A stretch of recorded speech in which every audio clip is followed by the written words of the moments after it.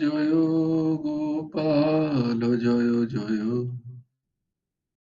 রাধারমণ হরি গোবিন্দ জয় জয়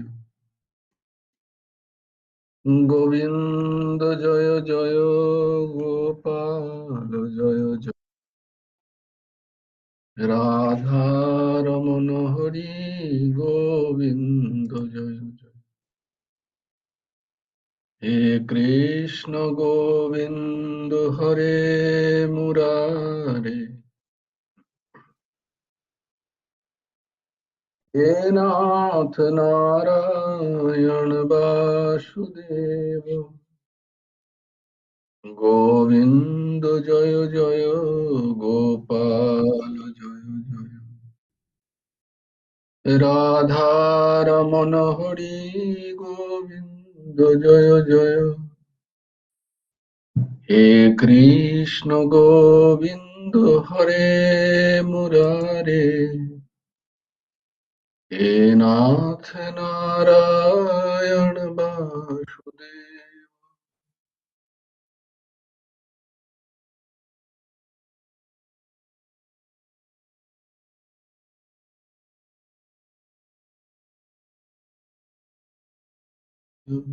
রাধারমণ হরি গোবিন্দ জয় জয় হে কৃষ্ণ গোবিন্দ হরে মুরারে হে নাথ নারায়ণ বাসুদেব গোবিন্দ জয় জয় গোপাল জয় জয় রাধারমণ হরি গোবিন্দ জয় জয় হে কৃষ্ণ গোবিন্দ হরে মুরারি হে নাথ নারায়ণ বাসুদেব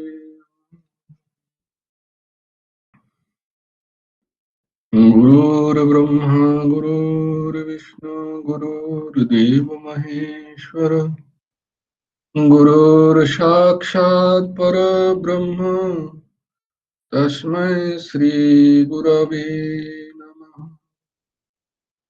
কৃষ্ণায় বাসুদেবায় হরয়ে পরমাত্মনে প্রণতক্লেশনাশায় গোবিন্দায় নমো নমঃ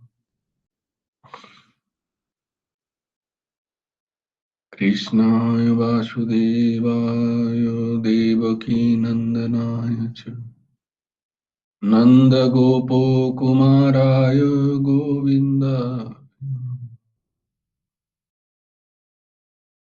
वसुदेवं सुतं देवं कंसचाणूरमर्दनं देवकी परमानन्दं कृष्णं वन्दे जगद्गुरुम्।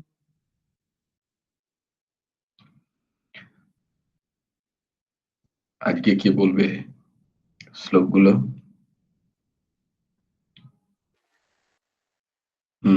কন্যা কুসুম বলো।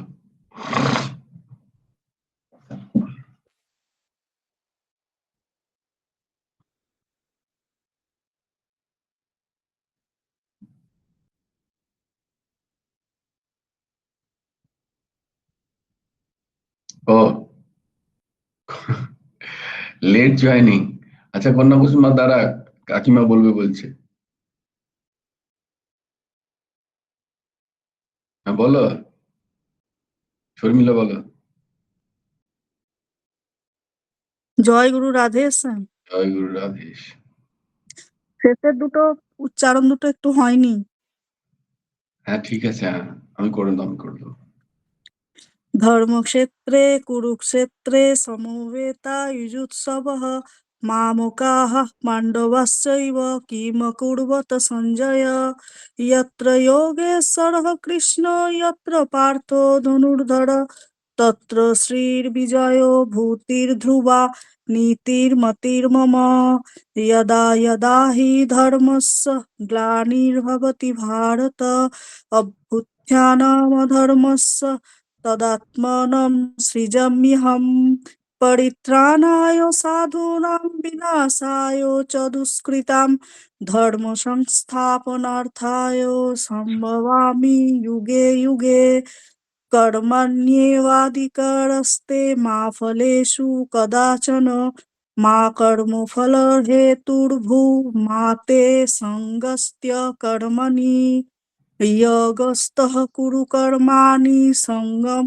त्यक्त्वा धनञ्जय सिद्ध्यसिद्ध्यो समो भूत्वा समत्वं योग उच्यते विहाय कामान्य सर्वान् पुमांश्चरति निःस्पृहः निर्मम निरहङ्कार स शान्तिमधिगच्छति तमेव शरणं गच्छ सर्वभावेन भारत तत्प्रसादात् परं शान्तिं स्थानं प्राप्स्यसि शाश्वतम् तद्विद्धि प्रणिपातेन परिप्रश्नेन सेवया उपदेक्षन्ति ते ज्ञानं ज्ञानिनस्तत्त्वदर्शिनः श्रद्धावान् लभते ज्ञानं तत्परः संयतेन्द्रियः ज्ञानं लब्ध्वा परं शान्तिमचिरेणाधिगच्छति कार्पण्यदोषोऽपहत स्वभावः पृच्छामि त्वां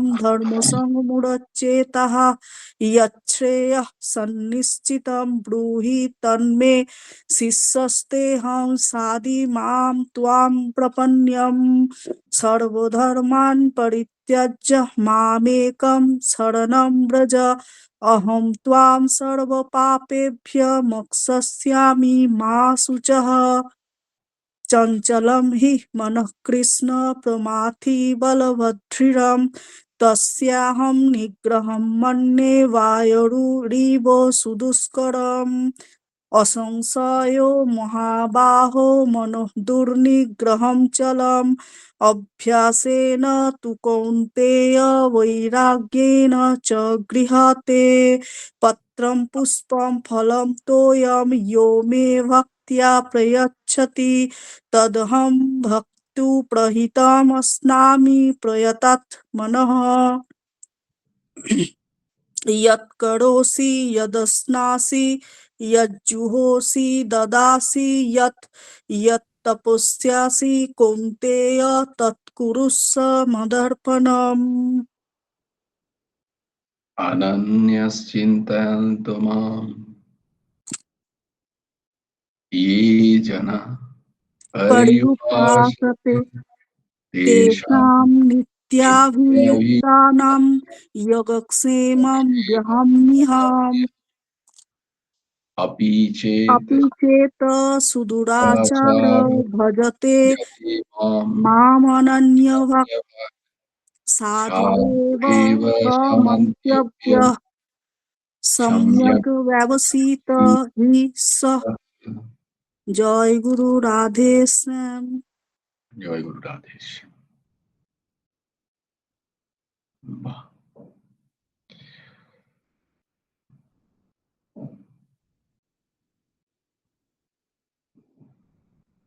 তো আমরা ছিলাম পরমারাধ্য পরম পূজ্য পরমহংস ঠাকুর শ্রী শ্রী হেমন্ত দেবজিউর গুরুমুখে গীতা উপদেশ গ্রন্থে অবলম্বনে আমাদের শ্রীমদ ভাগবত গীতার যে চর্চা হচ্ছে তার 13 নম্বর অধ্যায় ত্রয়োদশ অধ্যায় ক্ষেত্র ক্ষেত্রজ্ঞ বিভাগ যোগ তাতে 106 নম্বর অনুচ্ছেদ আমরা দেখেছি। আজকে 107 নম্বর অনুচ্ছেদ আমরা দেখব। এখানে যেটা বলা হলো যে ক্ষেত্র ক্ষেত্রজ্ঞ বিভাগ যোগে যেটা মূলত যার দর্শন হচ্ছে সেটা হচ্ছে ক্ষেত্রজ্ঞকে চেনা। যেটা আমরা দেখেছি যে মনুষ্য জন্মের মূল উদ্দেশ্য কি, হ্যাঁ, নিজেকে চেনা। নিজে মানে ওই ক্ষেত্রজ্ঞ, ক্ষেত্রজ্ঞকে চেনা। তো আমরা দেখলাম প্রথমে তো ক্ষেত্রজ্ঞকে চিনতে গেলে আগে ক্ষেত্রকে চিনতে হবে। তো ক্ষেত্রকে চিনেছি আমরা, ক্ষেত্রকে দেখেছি ক্ষেত্র কি জিনিস। তো ক্ষেত্রটাকে দেখেছি, দিয়ে আমার ক্ষেত্রজ্ঞকে এবারে কি করে চেনা যায় তার বিভিন্ন, দেখলাম যে আমাদের এই গুণ চাই, সেই গুণগুলো নিয়ে আমরা চর্চা করেছি।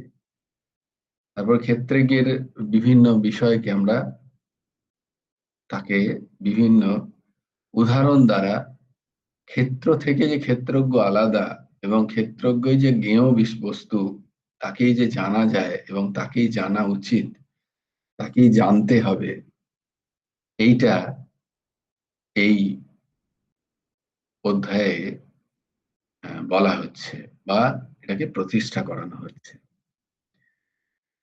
যে আমাদের যদি জানতেই হয় কিছু, যেটা জানার প্রয়োজন, যা জানলে আর অন্য কিছু জানা বাকি থাকে না এ জগতে, সেই জানাটা প্রয়োজন।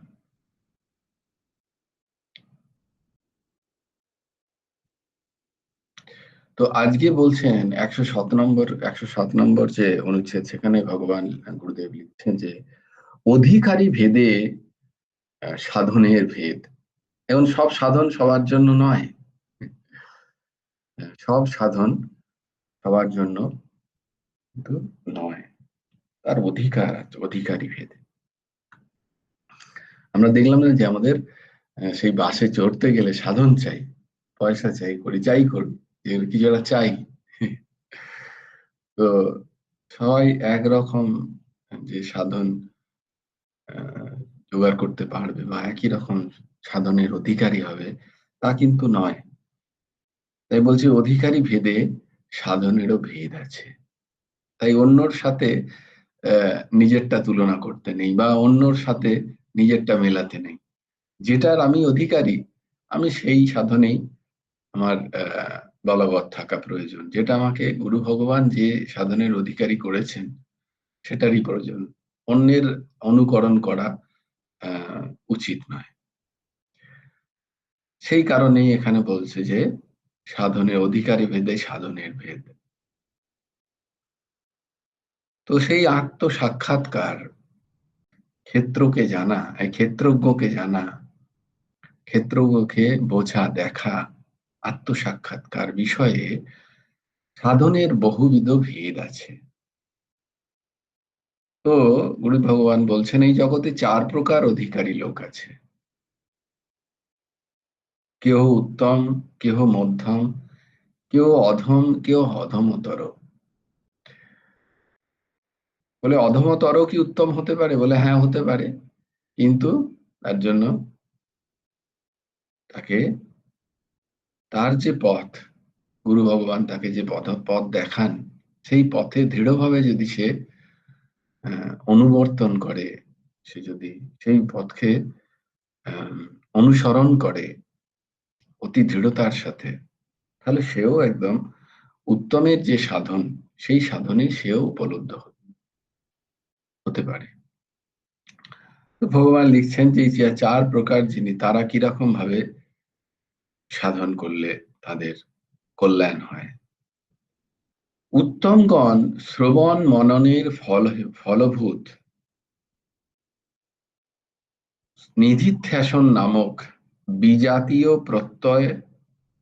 প্রত্যয় দ্বারা অব্যবহিত স্বজাতীয় প্রত্যয় প্রবাহরূপ আত্মবিষয়ক ধ্যান দ্বারা আত্মাকে দেখিতে পান।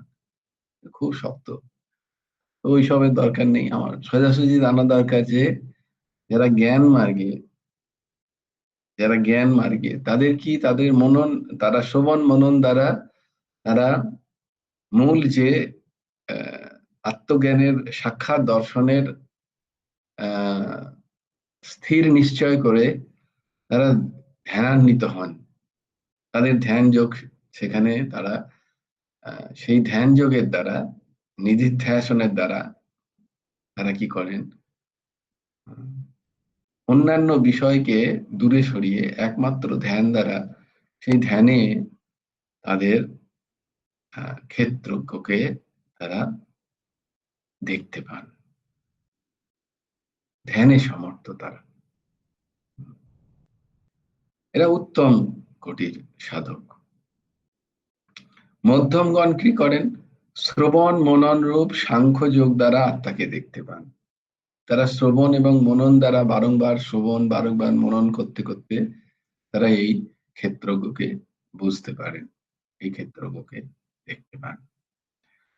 অধমগণ কি হয়, ফলের অভিসন্ধি, তারা যে কর্ম করে, নিষ্কাম কর্মযোগ, তারা যে কর্ম করে সেই কর্ম থেকে কোনো ফলের অভিসন্ধি না রেখে এবং যা যা কর্ম যে যে ভাবে পেয়েছে, এখানে ভগবান লিখছেন তত্তৎ বর্ণাশ্রমচিত কর্ম সকল ঈশ্বর আর অর্পণ বুদ্ধি দ্বারা নিষ্পন্ন করে বুদ্ধিতে আত্মাকে আত্মা দ্বারা দেখতে পান। এর মানে হলো আমরা যে যে কর্ম করেছি, যেটা আমাদের পক্ষে সুবিধা, কারণ এটা, তাই জন্য এটা বারবার বলা হয় আমাদের, আমরা বোধহয়, আমরা নয়, আমি আর কি অধমতর থেকে অধম এই স্তরের অধিকার। তো তাই জন্য বারবার এটা বলা হয় যে যে কর্ম তুমি পেয়েছো সেই কর্ম অনুযায়ী কর্ম করো এবং কর্মের ফলের আশা বা ফল ভোগের আশা না করে বা সেই ফলের সাথে নিজেকে জড়িয়ে না নিয়ে সেই সমস্ত ফলকে ঈশ্বর শ্রীচরণে অর্পণ করো। ইয়ৎ করোষি, তো যা কিছু করছো সব ভগবানে অর্পণ করে, আমাতে অর্পণ করো, করে সেই ফলের ভোগ বা সেই ফলের ভোগ ইচ্ছা থেকে নিজেকে সম্পূর্ণ আলাদা করে নাও। এই করতে করতে একদিন নিজের এই যে বুদ্ধি, এই বুদ্ধি দ্বারাই করছো সেটা, যে আমি, আমার বুদ্ধিতে আছে বোধ যে হ্যাঁ আমি কর্ম করছি এবং কর্মের একটা ফল আছে, সেই ফলটা আমি পাচ্ছি, সেটা আমি বুঝতেও পাচ্ছি, সেটা যাই হোক, সেটা সুখ দুঃখ যাই হোক না কেন, যেরম যেরম কর্ম করবো সেরম সেরম ফল পাবো। তো সেটা যে আমার বোধ নেই তা নয়, আমার বোধ আছে, কিন্তু কি হলো যে আমার ফলগুলোকে আমি আহ না এটা ঠিক আছে, আমার তো আমার দ্বারা কর্ম হয়েছে, আমি কর্ম করিনি এই ভাব, আর ফলগুলো সব ভগবানের শ্রীচরণে অর্পণ। হে প্রভু, এগুলো তো আমার আমার যে প্রারব্ধে আমি যে কর্ম পেয়েছি সেই কর্ম করছি, কিন্তু এর ফল আমি ভুগতে চাই না। ফল আমি দেখতে পাচ্ছি কিন্তু আমার আমার বিন্দুমাত্র ইচ্ছা নেই। তো তোমার শ্রীচরণে অর্পণ করলাম, এবার তুমি হয়তো এটা দিচ্ছ, এই ভাব, তুমি কি দিচ্ছ সেটাকে আমি গ্রহণ করলাম। এটা হচ্ছে ফলের অভিসন্ধি রহিত হওয়া। আমার কর্ম থেকে আমি পাচ্ছি এই ভাব না করে সুখ দুঃখ যাই পাচ্ছি এ প্রভু তোমারই কৃপায়, এই ভাব। আমার কর্মের ফল আমি চাই না, আমার প্রয়োজন নেই। এবার সেটা যদি ঠাকুর যেমন দিচ্ছেন আমি সেরকম পাচ্ছি, এই যদি ভাব থাকে তাহলে কি হবে না, ওই ফলের থেকে বা ফলের যে আসক্তি, ফলের যে রাগ, ফলের থাকে যে অ্যাটাচমেন্ট, সেইটা থেকে আমরা বেঁচে যাব এবং আস্তে আস্তে ওই বুদ্ধিতেই আমরা ক্ষেত্রজ্ঞকে প্রতিফলিত দেখতে পাবো। ভগবানকে বলো, ক্ষেত্রজ্ঞ বলো, যে নিজে নিয়ে তাকে আমরা দেখতে পাই। তো আরেকটা অধমতর অবস্থা ভগবান এখানে লিখছেন, অধমতর যে ব্যক্তিগণ তারা কি করবেন না, তারা এই তিনটেতেই অসমর্থ। আমার ধ্যান হচ্ছে না, আমি ধ্যান করতে পারছি না, আমি শ্রবণ মননও আমার ঠিক ঠিক সেভাবে হয় না, আমি করতে পারছি না, আবার ঈশ্বর অর্পণ বুদ্ধিও আমার সেভাবে হচ্ছে না, তাহলে আমি কি করব? তো বস্তুত আজকের এই কলিযুগে বেশিরভাগ জীবেরই এই আহ অধমতর দশা। তো তাদের জন্য কি উপায় নেই? বলছে হ্যাঁ উপায় আছে। তাদের জন্য কি উপায়? সেই উপায়টা আমাদের খুব গ্রহণযোগ্য, সেটা সবার গ্রহণযোগ্য, সবাই গ্রহণ করতে পারবে। না কিরকম না, অপর অধমতর ব্যক্তিগণ পূর্বের যে তিনটের কথা বলা হলো, এই উপায় সকলের মধ্যে একটি দ্বারাও যথার্থ আত্মজ্ঞান লাভ করতে না পেরে তারা যখন দেখছে যে আমার দ্বারা হচ্ছে না, আমার দ্বারা ঠিক ঠিক মনন হচ্ছে না, আমার দ্বারা শ্রবণ হচ্ছে না, আমার ফলের অভিসন্ধিও ত্যাগ হচ্ছে না, ধ্যান তো অনেক দূরের কথা, তো সেসব হচ্ছে না, তাহলে আমি কি করব? তখন তারা কি করবেন না,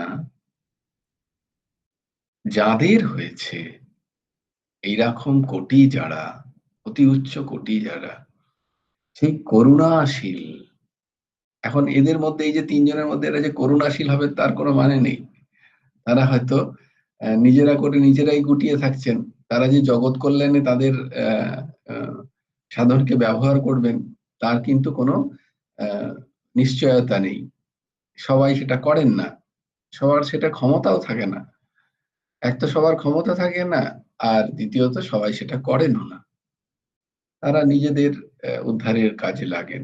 কিন্তু তাই জন্য এখানে বলছেন করুণাশীল, যার মধ্যে করুণা আছে, সেই রকম আচার্যগণ, যারা করুণা আছে এবং যিনি আচার্য পরমহংস ঠাকুর শ্রী শ্রী হেমন্তদেব জিউর কুটির, যারা বলে এদের কাছে যাও, এদের কাছে যাও, তোমার যা আছে, তোমাকে কিছু তোমাকে নাটক করতে হবে না, তোমাকে কিছু ঢাকার প্রয়োজন নেই, তুমি যেমনটি ঠিক তেমনটা নিয়েই যাও। কাম ক্রোধ লোভ মোহ অশান্ত, শান্ত অশান্ত দুঃখ সুখ নিয়েই যাও তার কাছে, সেই করুণাশীল ব্যক্তির কাছে। সেখানে গিয়ে কিছু প্রমাণ করার চেষ্টা করো না, হলো তার সমীপে গিয়ে বসো, উপবাস করো, উপবাস করো, সেই করুণাশীল আচার্যগণের কাছে যাও, সমীপে গিয়ে বাস করো। তিনি তখন উপদেক্ষন্তি তে জ্ঞানম, তিনি দেখে কি করবেন না, তিনি জ্ঞান উপদেশ করেন যে বাবা তুমি এইটা করো, মাগো তুমি এইটুকু করলেই হবে তোমার, তুমি এইটা করো প্রত্যেকদিন, বলে সেইটাকে কিন্তু অনুসরণ করো, সেটাকে তো বিস্তৃত হয়ে যেও না। তাই জন্য গুরুদেব বারবার ওই নৃদেহ মাধ্যম সুলভম সুদুর্লভম কথাটা সবাইকে দেখাতেন, যে দেখো দেখো ওইটা ওইটা করো। এরকম অনেকেই দাসকে বলেছে যে গুরুদেব আমাদের বলতেন, তারা অতি সমীপে বাস করতেন, কিন্তু গুরুদেব তা সত্ত্বেও এই শ্লোকটার কথা বলতেন, যে দেখো এই শ্লোকটা লেখা আছে, এটাকে অনুসরণ করো, এই শ্লোকটাকে, এই মনুষ্য জন্মকে ব্যর্থ করো না, যেটা আমি বলেছি সেটুকু তো করো, সেটুকু তো করো। তো সেই জন্য সেই আচার্যগণের সমীপে যেতে হয়, তার কাছাকাছি যেতে হয়। বলে এটা কি ফিজিক্যালি, মানে এটা কি দৈহিক ভাবে যাওয়ার কথা বলছে? বলে না না না, এটা দৈহিক ভাবে যাওয়ার কথা নয়, দৈহিক থেকেও অনেক বেশি উচিত অন্তঃকরণ থেকে তার কাছে কতক্ষণ আমি থাকতে পারছি সারাদিনে। সমীপে থাকা মানে তার কাছাকাছি আমি কতক্ষণ, তার কাছাকাছি মানে তার দেওয়া, তার দেখানো যে রাস্তা, যে উপদেশ, যে জ্ঞান, যে ভাবধারা, যে কথার চিন্তন তিনি করতে বলছেন, সেই চিন্তনে আমার সারা দিনের কতটা সময় অন্তঃকরণ সেখানে থাকতে পারছে, এটা হচ্ছে সমীপে বাস করা। সমীপে বাস করা মানে স্বদেহে বাস করা নয়। তাই জন্য গুরুদেব ওই দোহাতে লিখেছেন যে मछली रहकर अगाध जल में जल का कनिका पिता, একটা মাছ জলের কতটুকু পান করে, সামান্যতম পান করে না। তাই বলছি গুরু কা পাশ হরদম रहकर ऐसे थोड़े जानता, আমি যে সেই আচার্যের সমীপে থাকলেই যে আমি সমীপে, মানে তথাকথিত যে সমীপের কথা আমরা ভাবি, যে দৈহিক ভাবে থাকলে তার কাছাকাছি থাকা, সেটার কিন্তু ব্যাখ্যা নয় এটা। তো সেইটা তাকে যে তার কাছে থাকলেই যে তাকে জানা যাবে তার কোনো মানে নেই।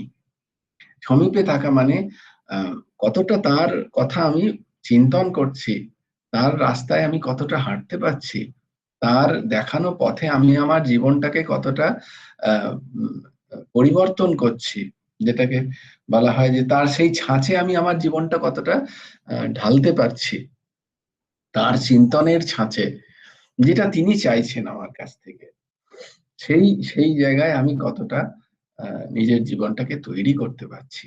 এইটা হচ্ছে সমীপে থাকা। এটা হচ্ছে সমীপে থাকা। তাকে কতটাকে আমি আত্মসাৎ করতে পারছি, তার উপদেশগুলোকে, তার দৃষ্টিভঙ্গিকে, তার তার ভাবধারাকে আমি কতটা আত্মসাৎ করতে পারছি। এইটা হচ্ছে তার সমীপে থাকা, তার কাছে থাকা। আহ, তো এইটা হচ্ছে সমীপে থাকা। বারবার মনে থাকে যেন এই ব্যাখ্যা। তো আমার জীবনে আমি কতটা আমার গুরুদেবকে, আমার আচার্যকে, এবার আচার্য কে হবেন, আমি আমার গুরুদেব, গুরু দক্ষিণা, গুরু দীক্ষা হয়নি, যারা শুনছো তারা যদি কারোর না হয়ে থাকে, বলে তাহলে কি আচার্য হবে না? কৃষ্ণম বন্দে জগৎ গুরুম। আমি কৃষ্ণকে গ্রহণ করেছি। আমি যে যে পথে আমার যেটা ভালো লাগছে, কোন শাস্ত্রকে, শাস্ত্র গ্রন্থকে আমি গ্রহণ করেছি, সেখানে যা বলা হচ্ছে, যে বিষয়কে সেখানে প্রতিপাদন করা হচ্ছে, আহ, সেইটাকে আমি গ্রহণ করি। তিনি আচার্য স্বরূপ আমার কাছে তখন। হ্যাঁ, তিনি সেইটাকে অনুসরণ যদি আমি ঠিক ঠিক করতে পারি, তাহলে একদিন আমি নিশ্চয়ই মূর্ত রূপে আচার্যকে পাবো, তিনিই আসবেন। সেই আছে সেই পুস্তকের বিষয়বস্তুই মূর্ত রূপে হয়ে আহ, তিনি কোনো দেহধারী হয়ে আসেন। এটাই স্বাভাবিক হয়, এটাই হয়।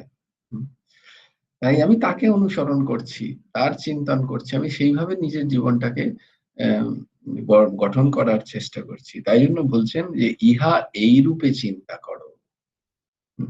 এইরকম ভাবে এইরূপ উপদিষ্ট হয়ে উপাসনা করে থাকেন। উপাসনা মানে হচ্ছে এই যে নিরন্তর তাকে, তার সাথে ভালোবাসা, তার তার কথাকে ভালোবাসা, তার কথাকে চিন্তন করাকে, তার কথাকে ভালোবাসাকে উপাসনা বলা হয়। উপাসনা মানে উপ-আসনা। উপ-আসন মানে তার কাছাকাছি আসন পাতা।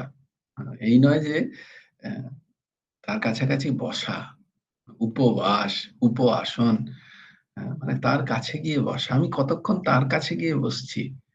আমি তো নিরন্তর হয়তো যদি দীক্ষা নিয়েছি, কিন্তু আমি সবসময় বসে আছি হয়তো আমার মানসিক ভোগ্য বিষয়গুলোর চিন্তনে, ভোগ্য বিষয়গুলোর আরাধনায়, আমার মানসিক যে কাম, কামনার বস্তু, সেই বস্তুর আরাধনাতেই যদি আমার মানসিক চিন্তনের সময় চলে যায়, তাহলে সেটা উপাসনা নয়। হয়তো আমি পুজো করছি, তথাকথিত উপাসনার যে পদ্ধতি, সেগুলো আমি অনুসরণ করছি, হয়তো স্নান করছি, মালা নিয়ে বসছি, সুন্দর তিলক সেবা আদি করছি, সবই পুজো করছি, যেটাকে সবাই বলে উপাসনা করা। কিন্তু আমার মন সেখানে নেই।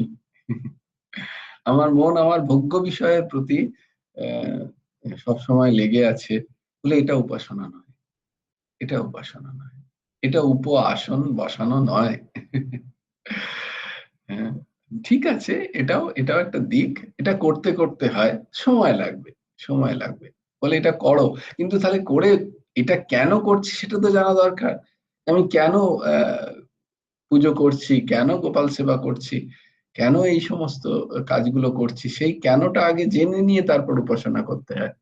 আমার এর প্রয়োজন কি? এর প্রয়োজন যদি আমার সাংসারিক বিষয়বস্তুর প্রাপ্তির হয়, তাহলে সেটা বিন্দুমাত্র উপাসনা নয়, সেটা তো ব্যবসা হয়ে গেল। যে আমি এই করছি, আমি তোমাকে বাতাসে দিলাম, তুমি আমাকে অনেক লিস্ট আছে, সেই সমস্ত লিস্ট ধরিয়ে দিলাম, বলে এটা উপাসনা নয়। উপাসনা মানে হচ্ছে আমার ইষ্টকে ভালোবাসা, আমার তার সাথে সময় কাটানোতে আমার ভালো লাগে। এইটা হচ্ছে উপাসনা।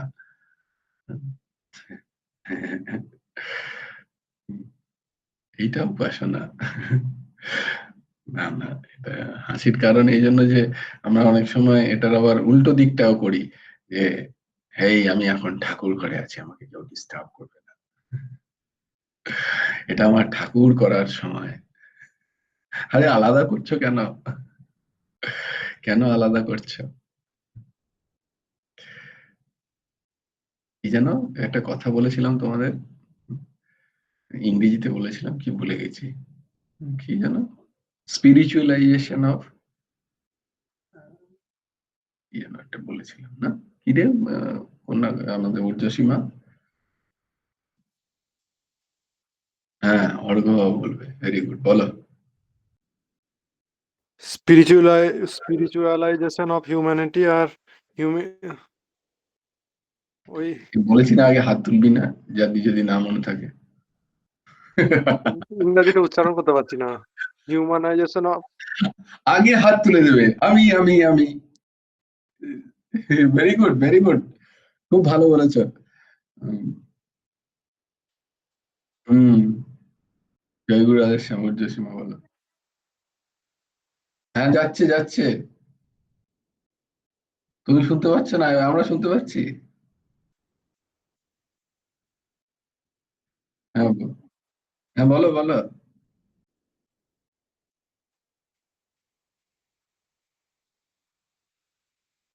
Very nice. তো অর্ঘ্য বলেছে 50% মার্ক অর্ঘ্য বাবাকে, 100% মার্ক তোমাকে। অর্ধেক উচ্চারণ না করতে পারলে আমি কি করবো? স্পিরিচুয়ালাইজেশন অফ হিউম্যানিটি, আমরা যা কিছু করছি তাই আমরা কেন উপাসনা হবে না, সেটাই কেন পুজো হবে না, সেটাই পুজো হওয়া উচিত। পুজো আলাদা, ভগবান আলাদা, আর বাকি সব সংসার, আত্মীয় পরিজন পরিবার, এরা সব আলাদা, এরম পড়া করার তো প্রয়োজন নেই। এই সবকে সেই এক জায়গায় ঢুকিয়ে নিয়ে আসা, এটা হচ্ছে কথা। এটারই এইরূপ উপদিষ্ট হয়ে উপাসনা করে থাকেন যারা, তারা হচ্ছে অধমতর সাধনের অধিকারী। তাই আমার যদি ভেদ, আমার যদি অধিকার অধমতর পর্যায়ে হয়, আমাকে আমাকে উত্তমের আচরণের আমার প্রয়োজন নেই। এই যে উত্তমের আচরণ প্রয়োজন আছে, না তা নেই। আমি পারি না, ঠিক আছে, আমার ধ্যান হয় না, আমার সেভাবে মনন হয় না, চিন্তন হয় না, হতে পারে না, বলে ঠিক আছে, কোনো অসুবিধা নেই। কিন্তু গুরুদেব আমাকে যেটি বলেছেন আমি সেটি একদম পূর্ণ আহ, সুন্দর করে করি, আমি তার সাথে চিন্তন করি, তার কথা ভাবি, তাকে ভালোবাসি, বলে তাহলেই হবে, তাহলেও হবে, বলে তাহলেও হবে, তাহলেও তুমি ওই বাসে ওঠার যোগ্যতা পেয়ে যাবে। দুটো বাস না, দুটো বাস ছিল। তো তিনি বলে দেবেন যেরকম ভাবে চিন্তন করো, যে এইরকম করো, ব্যাস সেইটা করো, যথেষ্ট, আর কোনো কিছুর প্রয়োজন নেই। স্বয়ং বিচারে অসমর্থ হয়েও তারা যদি শ্রদ্ধা সহকারে গুরু উপদেশ শ্রবণ করত, দেখো কাঁটা দিচ্ছে গায়ে, অদ্ভুত। বলছি তারা বাকি সমস্ত কিছুতে অসমর্থ, কিন্তু তারা শ্রদ্ধা আছে, বিশ্বাস আছে। শ্রদ্ধা মানে কি? দৃঢ় বিশ্বাসকেই শ্রদ্ধা বলে। শ্রদ্ধা আর অন্য কিছু নয়, দৃঢ় বিশ্বাস। আমার যদি কারোর প্রতি শ্রদ্ধা আছে, অথচ আমার তার প্রতি তার কথায় বিশ্বাস নেই, বলে এটা শ্রদ্ধা নয়। তার কথায় চলার আমার ইচ্ছা নেই, বলে ওটা বিন্দুমাত্র শ্রদ্ধা নয়, ওটা শ্রদ্ধা নয়। শ্রদ্ধা মানে দৃঢ় বিশ্বাস, তার কথায় চলার জন্য আমি সদা তৎপর, এটাকে শ্রদ্ধা বলা হয়, এটাকে শ্রদ্ধা বলা হয়। সেই আহ, স্বামী বিবেকানন্দের কাছে যখন শিষ্য শিষ্যত্ব নিতে আসছেন, দীক্ষা নিতে আসছেন, বলছে দেখ তোদেরকে একটা কথা আগে বলি, তোদের আমি কালকে দীক্ষা দেব, তার আগের দিন তিনি বলছেন সন্ধ্যেবেলা সবাইকে, যে আগে সারা রাত ভাব এই কথাটা, যদি এই কথাটা মনের মধ্যে তোদের গেঁথে যায় তবেই কালকে দীক্ষার জন্য আসিস আমার কাছে, নাহলে আসবি না। বলি কোন কথাটা? যে আজ থেকে আমার প্রত্যেকটা আহ, প্রত্যেকটা উপদেশ তোরা কিন্তু অন্ধের মতো তোদের ফলো করতে হবে, অন্ধের মতো অনুসরণ করতে পারবি তো আয়। কিরকম, যে আমি যদি কালকে দীক্ষা দেওয়ার পরে তোকে বলি যে পাহাড় থেকে ঝাঁপ মার, তোর যেন কোনো দ্বিধা না হয়, আগে দেখে নে ওই রকম শ্রদ্ধা আছে তো। যে আমি যদি বলি পাহাড় থেকে ঝাঁপ দিয়ে দে, তোকে কিন্তু ঝাঁপ দিয়ে দিতে হবে, এরকম শ্রদ্ধা আছে? বলে বলে না না, সেরকম শ্রদ্ধা তো নেই। আমি দীক্ষা নিতে হয় নিয়েছি, আমি আমার তারপরে মনমানি করব, আমার নিজের মনের মতো চলবো, আপনার মনের মতো আমি তো চলবো না। বলে তাহলে আসিস না। এটা স্বামী বিবেকানন্দের কথা, তোমরা যদি চাও তো পড়ে নিতে পারো তার জীবনে। তাহলে তিনি ইনস্ট্রাকশন দিতেন, দেখ এইরকম দৃঢ়তা যদি মনের থাকে তবে দীক্ষা নে, দীক্ষা এত সোজা জিনিস নয়, দীক্ষা নেওয়া এত সোজা জিনিস নয়। দীক্ষা মানে গুরুদেবের অনুগত হয়ে যাওয়া, পূর্ণ অনুগত। গুরুদেব যে আদেশ দেবেন একদম সেই আদেশে খাড়া উতরে যাব, তাতে আমার কি হলো না হলো আমার জানার প্রয়োজন নেই। তাতে আমার কি হবে না হবে নিজের বেশি বুদ্ধি লাগানোর সেখানে কোনো প্রয়োজন। এইরকম করতে পারলে তবেই দীক্ষার সার্থকতা পাওয়া যায়। তবেই দীক্ষা, না হলে আমরা কি দীক্ষা তো গ্রহণ করি, আচার্যও তো পরম পরম কি বলবো অধিকারী পুরুষ, কিন্তু আমাদের জীবনে কোনো পরিবর্তন আমরা দেখতে পাই না কেন? তার মূল কারণ হচ্ছে আমরা আচার্যকে অনুসরণ করি না। আমরা দীক্ষা গ্রহণ করার পরেও আমরা আমাদের মনোমতো সাধন করতে থাকি। আমরা এমন ভাবি উনি বোধহয় বুঝতে পারেননি, উনি বোধহয় অন্য জিনিসটা আমাকে দিয়ে দিয়েছেন। এরকম এরকম অনেকই হয়। তাই আমরা অন্যান্য জিনিসকে খুব অনুসরণ করি, কিন্তু তার দেখানো উপদেশকে আমরা অবহেলা করি। এটাই হয় বেশিরভাগ ক্ষেত্রে, বেশিরভাগ ক্ষেত্রে হয়। খুব দু একজন যিনি আচার্যের উপদেশকে স্থির বিশ্বাসের সাথে অতি শ্রদ্ধার সাথে গ্রহণ করে সেটাকে অনুসরণ করেন, খুব কম, খুব কম। তো সেই স্বয়ং বিচারে আমার এইসব এত জ্ঞান আমার পোষাচ্ছে না, আমার ভালো লাগছে না, তো সেই স্বয়ং বিচার আমার দ্বারা হচ্ছে না, সেটা তাতে আমি অসমর্থ। তাহলে কি করতে হবে? শ্রদ্ধা সহকারে গুরু ভগবানের উপদেশ শ্রবণ করে, সেই কিরকম শ্রবণ করতে হয় জানো? বলছে যে ঝিনুক যেমন ঝিনুক যেমন সমুদ্রের উপরে গিয়ে বৃষ্টির জলের আশা করে, আর সেই বৃষ্টির জলের এক বিন্দু সে গ্রহণ করে সে নিজেকে বন্ধ করে দেয়, তার দুই কপাট বন্ধ করে দিয়ে সে সমুদ্রের গভীর গহনে গিয়ে সাধন করে, সেই সাধনের ফল হচ্ছে মুক্ত। সেই সাধনের ফল মুক্ত।